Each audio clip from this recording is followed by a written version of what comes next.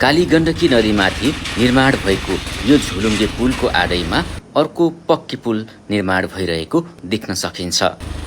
पाल्पाको बगनासकाली गाउँपालिका 6 दरपुक र स्याङ्जाको कालीगण्डकी गाउँपालिका 5 बेलटारीलाई सडक यातायात मार्फत जोड्नको लागि यो पुल निर्माण भइरहेको हो।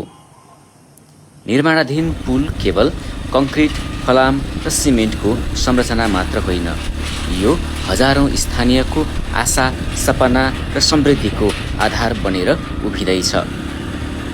यसले दरपुक र बेलटारी बीचको दूरी मात्र घटाउने छैन, आर्थिक सांस्कृतिक सम्बन्धलाई समेत अझ मजबुत बनाउनेछ।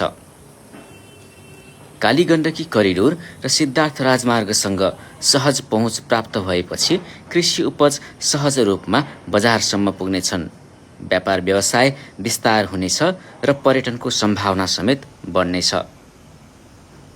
विकासका यस्ता पूर्वाधारहरूले केवल बाटो मात्र बनाउँदैनन्, सम्भावनाका ढोकाहरू पनि खोल्छन्।